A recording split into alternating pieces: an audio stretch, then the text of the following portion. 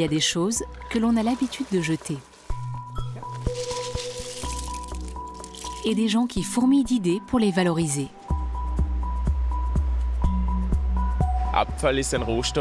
Les déchets sont une matière première.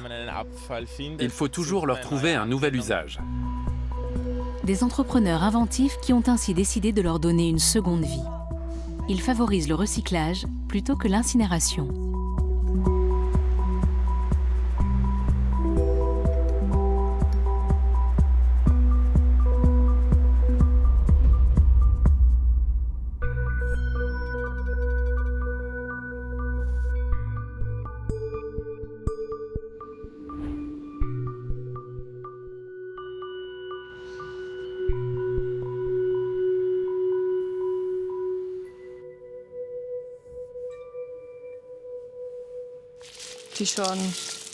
Ils ont l'air bien, non? Je trouve aussi. Ils sont de très bonne qualité. Et le taux d'humidité a l'air de convenir. Depuis 5 ans, l'entreprise Kerntech collecte des noyaux d'abricots venus d'Autriche, d'Espagne, de France, d'Italie, de Pologne, de Hongrie et de Turquie.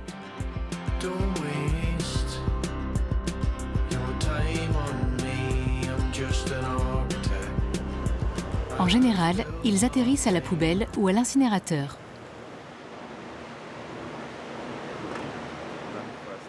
C'est ce qui a poussé Michael Beitel et ses amis à lancer leur activité avec pour objectif de les valoriser afin d'en faire d'autres produits. L'idée nous est venue après une réunion avec un groupement d'agriculteurs qui nous a expliqué qu'ils jetaient des tonnes de noyaux d'abricots chaque année, alors qu'il s'agit d'une matière première d'une valeur inestimable. Environ un tiers des aliments produits dans le monde est perdu entre le moment de leur production et celui de leur consommation. Un constat qui a donné des idées à certains. Il faut d'abord casser le noyau pour en extraire le précieux contenu. On sépare ensuite la graine de son enveloppe. Plusieurs étapes de transformation sont nécessaires pour arriver au produit final. Il nous est interdit de filmer les machines de trop près. Certains processus relevant du secret industriel et faisant l'objet de brevets. Michael Beitel nous fait une démonstration pour illustrer le mécanisme.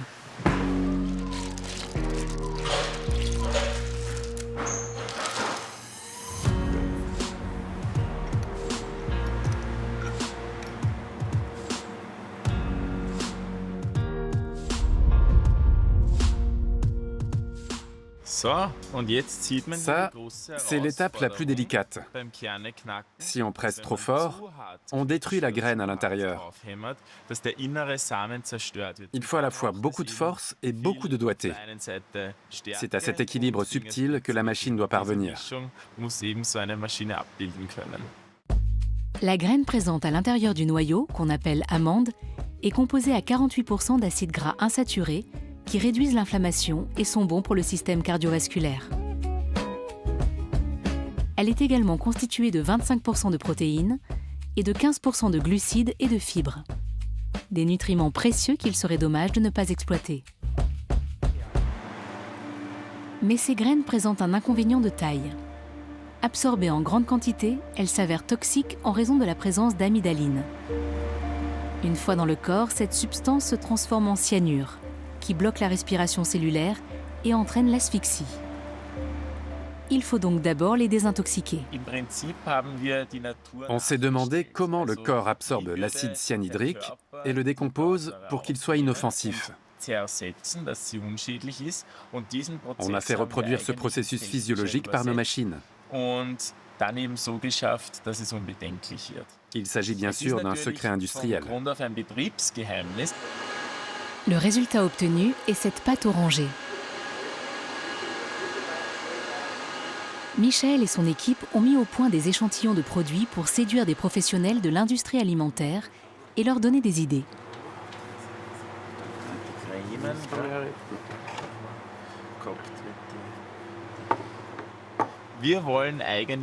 L'objectif est de montrer à nos clients l'utilisation qu'on peut faire de cette pâte. On a donc développé ces produits finis et ces prototypes afin que nos clients puissent les commercialiser à grande échelle par la suite.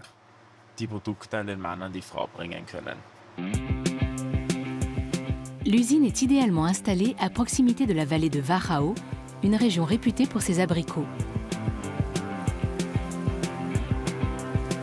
Michael est en route pour Vienne, où il élabore avec son équipe un nouveau fromage végétal.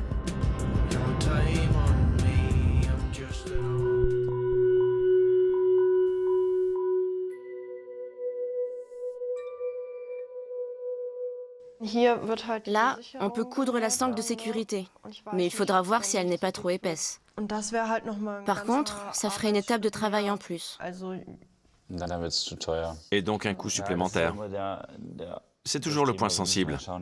Il faut vérifier que ce n'est pas trop compliqué à coudre. Cette start-up regorge de créativité. Le croquis est destiné à la création d'un sac à partir d'un matériau original.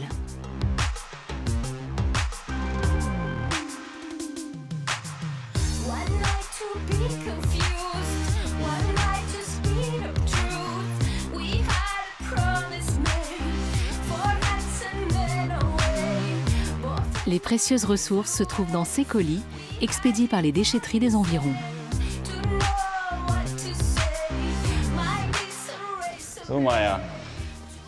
Et le meilleur pour la fin. Super. On l'ouvre? Pour confectionner leurs sacs, Adrian Gozeux et Marianne Müller se servent de ceintures de sécurité et d'airbags. Leur entreprise s'appelle Airpack, un jeu de mots formé à partir des termes anglais airbag et backpack, sac à dos. Les ceintures sont transformées en sangles et en renforts dorsaux. Les sacs, eux, sont constitués d'airbags usagés ou jetés. Les airbags et les ceintures de sécurité sont destinés aux situations extrêmes, donc ils sont très robustes. C'est idéal pour créer des sacs de qualité.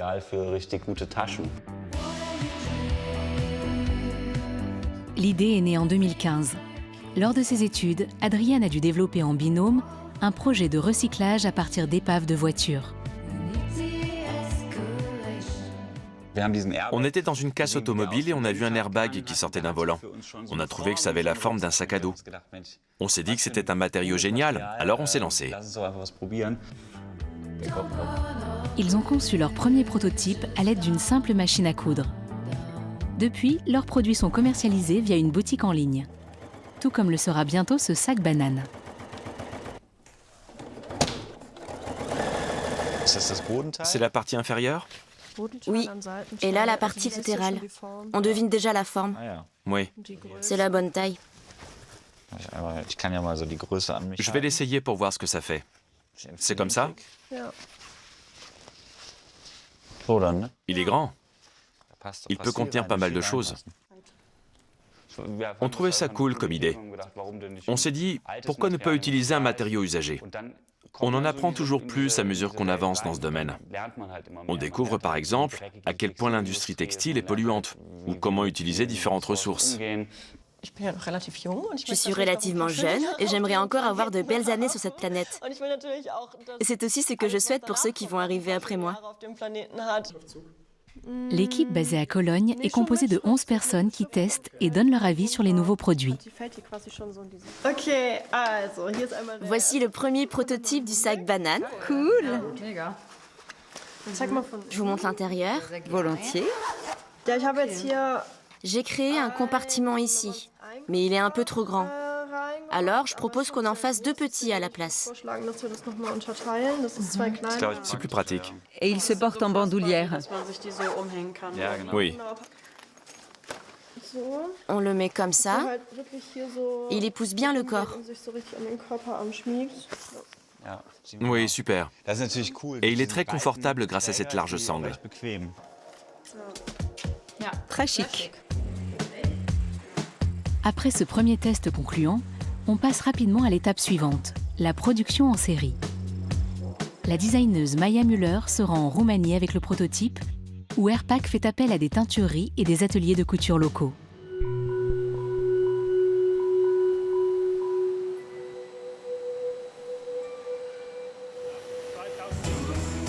Aurel Meyer et son maître brasseur ne sont pas en pause, mais bien au travail. Ils tentent de déterminer si leur nouvelle bière est prête pour la mise en bouteille.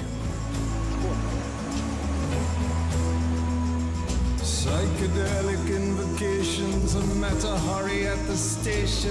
I give to you the Java princess of Hindu birth, a woman of flesh, a child of the earth. Give to you. Aurel est à la tête d'une entreprise familiale bien implantée, la brasserie L'Horreur. Les affaires tournent bien. On a plusieurs défis à relever, l'un d'entre eux étant l'exploitation de ressources naturelles. Les déchets produits, qu'on appelle les drèches de brasserie, sont également comestibles.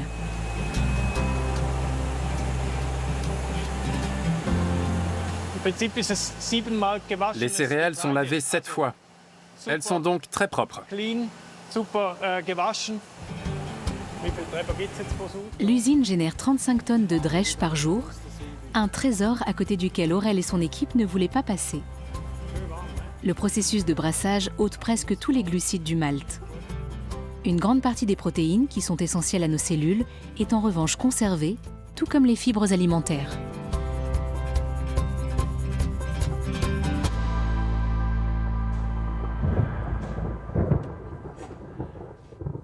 Depuis plusieurs années, ces précieuses drèches atterrissent soit dans une installation de biogaz, soit dans cette exploitation agricole.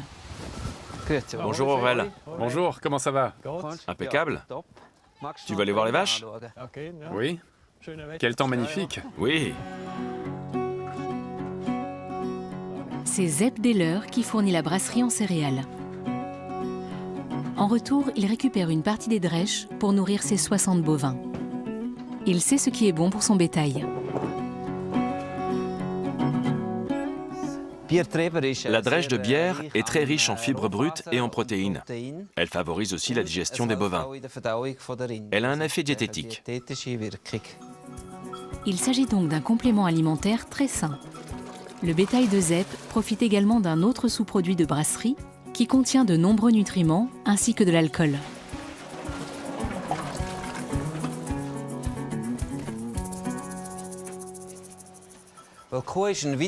La vache est un ruminant. Elle a des micro-organismes dans sa panse. L'alcool se décompose dans son estomac, il n'est pas absorbé dans le sang. Le taux d'alcoolémie est nul. On a fait analyser des échantillons en laboratoire. Une revalorisation optimale, mais qui ne concerne qu'une toute petite partie des drèches produites par la brasserie.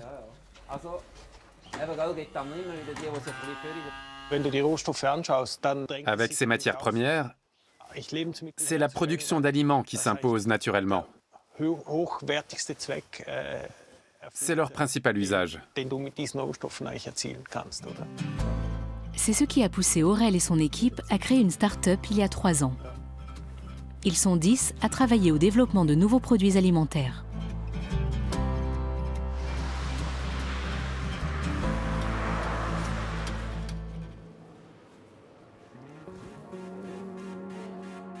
À Vienne, c'est la pâte d'amande d'abricot conçue dans l'usine de Kerntech que l'on exploite. Michael Beitel et ses 2 collègues essaient de fabriquer un nouveau fromage.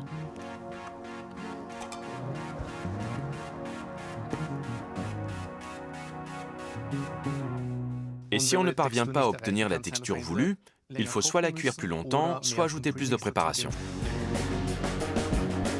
Le laboratoire de l'entreprise est situé au cœur de la capitale autrichienne.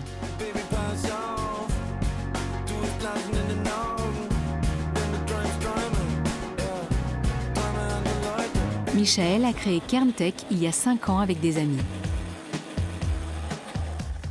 La pesée est finie. De l'huile? Il faut en rajouter? Ce fromage relève d'un projet de revalorisation classique qui consiste à donner une seconde vie à des déchets ou à des produits ayant déjà servi.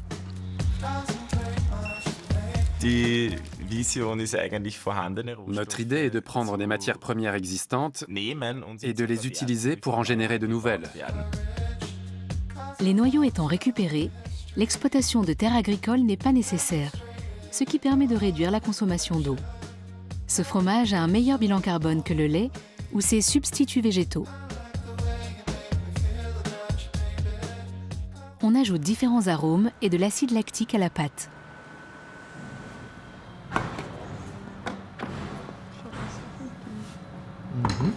Ça sent déjà très très bon. La texture m'a l'air bien.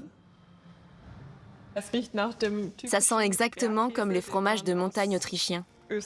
Ça veut dire qu'on a les arômes qu'il faut.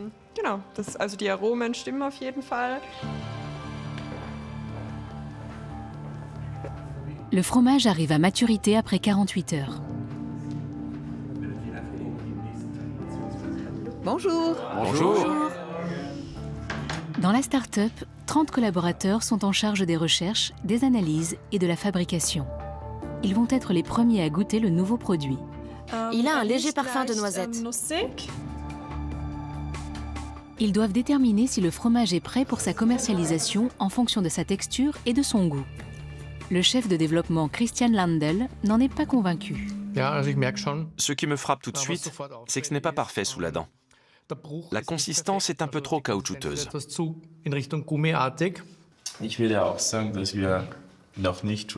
Je pense aussi qu'on n'y est pas encore, en raison de la consistance. Il est trop tôt pour le mettre sur le marché. Je ne sais pas, qu'est-ce que vous en pensez? Oui, je suis du même avis. On peut encore optimiser les choses. On y arrivera sans mal. Malgré ces petits problèmes de qualité, l'équipe a prouvé qu'elle pouvait fabriquer du fromage à partir de la pâte qu'elle produit. Ailleurs aussi, les noyaux d'abricot sont très demandés.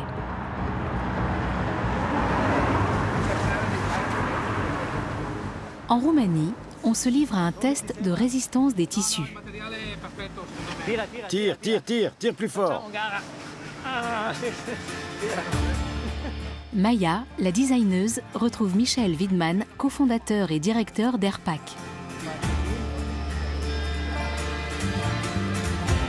Il réalise un test qualité dans une teinturerie de Timisoara.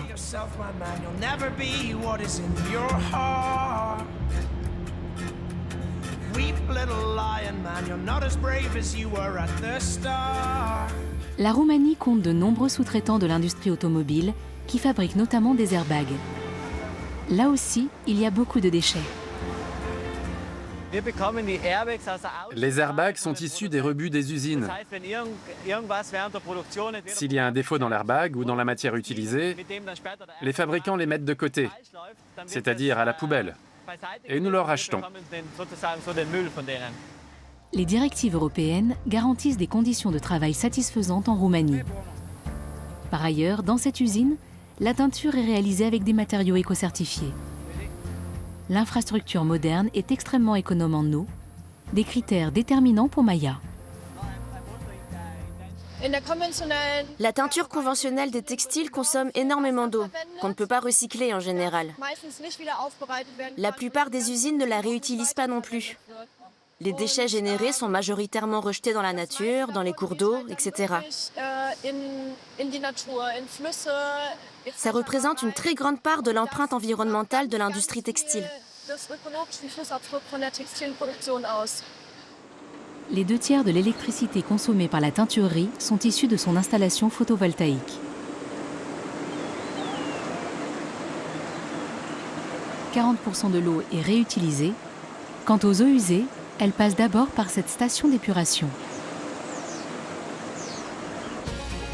Maya et Michael misent sur les technologies modernes et les bonnes conditions de travail dans leur atelier de couture partenaire.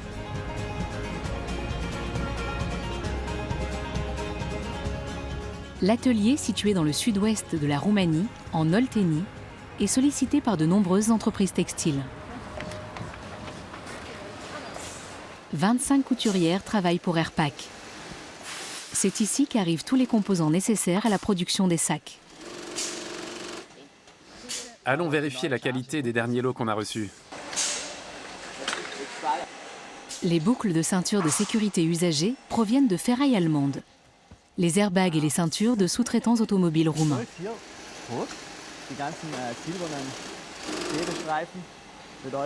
Marinella Mariuca est chef d'équipe. Cela fait 5 ans qu'elle coud des sacs à dos à partir d'airbags.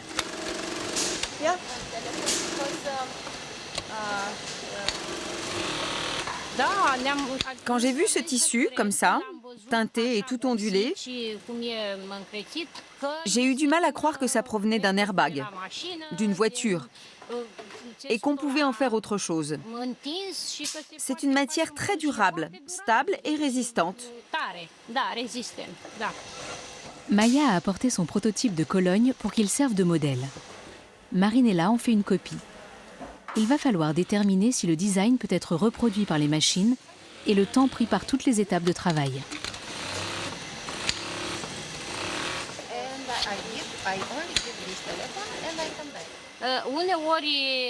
Parfois, elle comprend ce que je veux dire grâce aux gestes. D'autres fois, j'ai besoin que quelqu'un traduise. Et si on n'arrive vraiment pas à se comprendre, on utilise Google Traduction pour traduire en roumain. Mais on s'en sert en dernier recours, ça n'arrive presque jamais. La plupart du temps, on se débrouille sans. Michael Widman a délibérément choisi d'externaliser la production en Roumanie plutôt qu'en Asie du Sud-Est, comme la plupart de ses concurrents. On a un maximum de transparence. On peut facilement se rendre sur le terrain, ce qui nous permet de suivre sur place comment les couturières travaillent, comment elles se sentent, si le travail leur plaît ou non. C'est indispensable quand on a une démarche de production durable.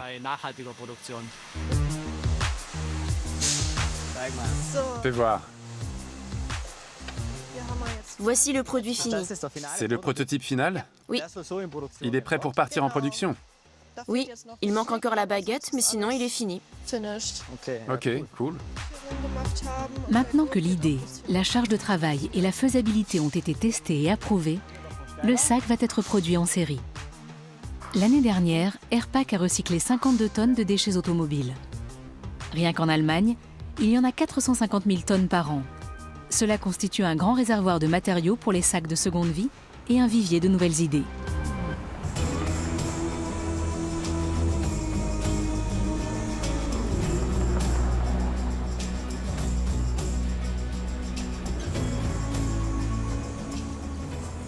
Bonjour Simon. Bonjour Aurel.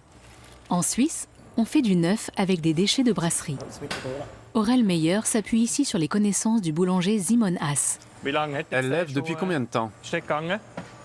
3 jours. D'accord. Les deux hommes tentent de trouver la bonne composition pour fabriquer de la pâte à pizza à base de drèche.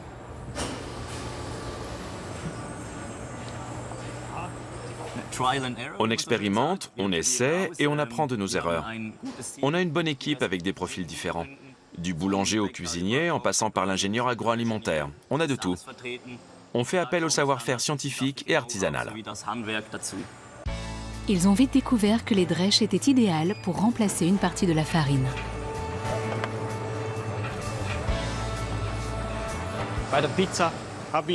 La pâte à pizza est composée à environ 20% de drèche. Ça peut paraître faible comme proportion, mais on s'est dit qu'il valait mieux en vendre beaucoup avec peu de drèche qu'en vendre peu parce qu'elle contient beaucoup de drèche. Cette pizza est à peine plus chère que celle vendue dans les supermarchés suisses. Contrairement aux produits de nombreux concurrents, elle est fabriquée à la main.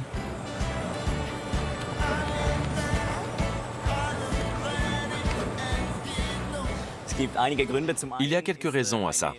D'une part, la production de pizza ultramoderne est très coûteuse. Donc, pour être rentable, il faut réaliser des volumes de vente importants qu'on ne peut pas encore atteindre pour l'instant. D'autre part, comme elle est préparée à la main, elle est de bien meilleure qualité qu'une pizza fabriquée par une machine. Et ça nous tient aussi à cœur. Broubi a vu le jour il y a 3 ans. Les 10 employés de l'usine produisent 1000 pizzas par jour, déclinées en 9 recettes différentes. Aujourd'hui, l'équipe en prépare une à la pancetta, à l'appenzeller, au lard cru de la région et aux oignons nouveaux.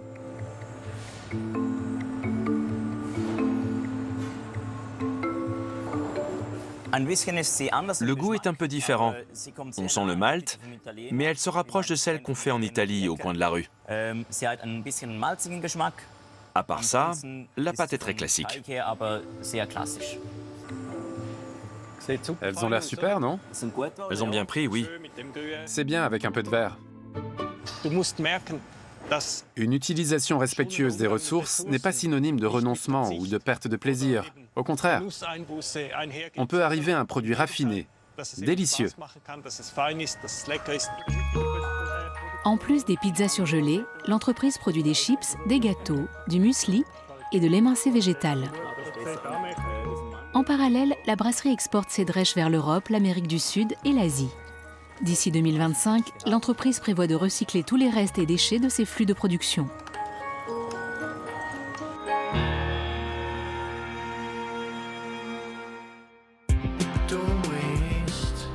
La pâte d'amande d'abricot de Kerntech est arrivée en Bavière. Michael Weitel vérifie la livraison destinée au directeur d'usine de la laiterie Bauer, Josef Antreter. Le fabricant peut-il juger sa propre marchandise? Que dire? Tu es mieux placé pour le savoir. Elle date d'il y a quelques heures, elle est très fraîche. Elle sent la noisette.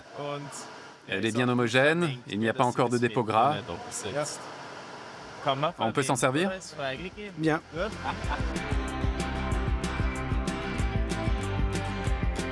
L'usine fabrique traditionnellement des produits laitiers. Le directeur de l'usine s'est demandé si ces machines pouvaient traiter la pâte de la même manière que le lait classique.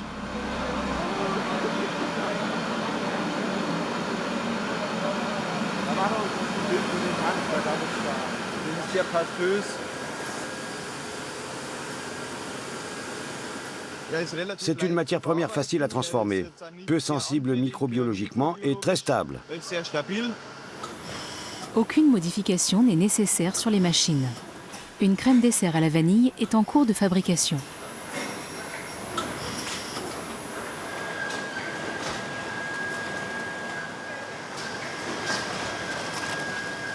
Et si on goûtait? Ils sont prêts, j'ai hâte. Tu peux en prendre un pot si tu veux. Volontiers.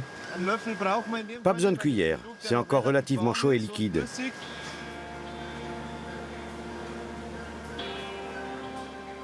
Au début, le responsable de développement Christian Trego n'était pas sûr que la pâte d'amande d'abricot puisse être un bon substitut au lait.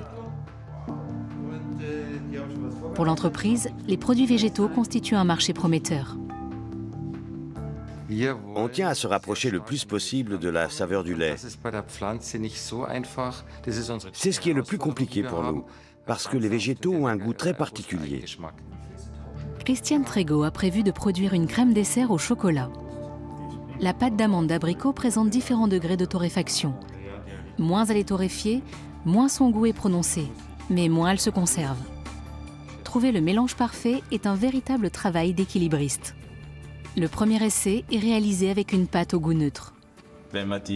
Quand on utilise de la pâte torréfiée, il y a un goût de noisette. Dans le cas présent, on a un arôme plus neutre, mais on ne le saura vraiment que lors de la dégustation.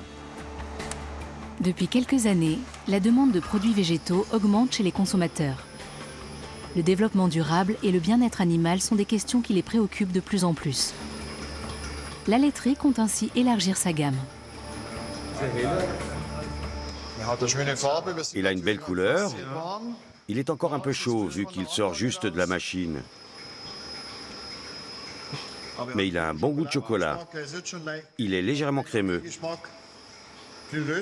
Les notes de grillé sont moins prononcées que dans la version standard, mais on pourra mieux en juger quand ça aura refroidi. Ça ressemble beaucoup au chocolat au lait que me préparait ma mère, si je peux le décrire ainsi. C'est très bon signe. Cela fait 6 mois que la laiterie fabrique des boissons, des yaourts et des desserts à partir de la pâte de Kerntech. La jeune pousse séduit de gros clients. La laiterie développe sa gamme de produits végétaux et l'environnement est préservé. Une situation qui bénéficie à tous.